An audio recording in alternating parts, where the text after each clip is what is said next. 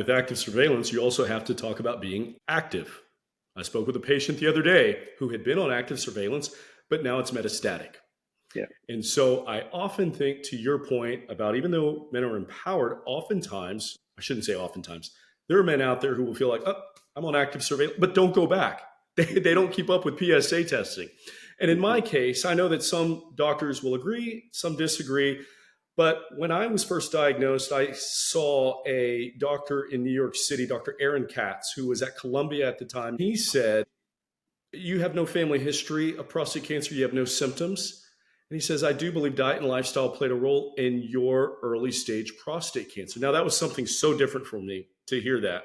And he said, if you drastically change the way that you eat and you live, you can slow the progression. Okay. That was new. I hadn't heard that from anywhere. Came back to Houston, met with the president of MD Anderson Cancer Center, Dr. John Mendelsohn. He said, well, I agree with him. I want you to meet my director of integrative medicine, Dr. Lorenzo Cohen, who also introduced me to Dr. Dean Ornish's work. That's what led me down this path. So active, holistic surveillance of changing diet and lifestyle. And, I haven't been perfect, but I've mostly been there for the last 15 years. And recently, when I asked Dr. Stacy Loeb and Dr. Ornish, I just came from the National Cancer Institute, and it shows no progression. 15 years. Did this really play a role? Now, they would both say yes. They believe it did. Whereas I spoke with another urologist. No, I've had guys on active surveillance 15, 20 years, and they ate pretty poorly. Didn't affect anything. More than anything, though, here would be my message to that. You got to stay on top of it, active surveillance, which you would agree with.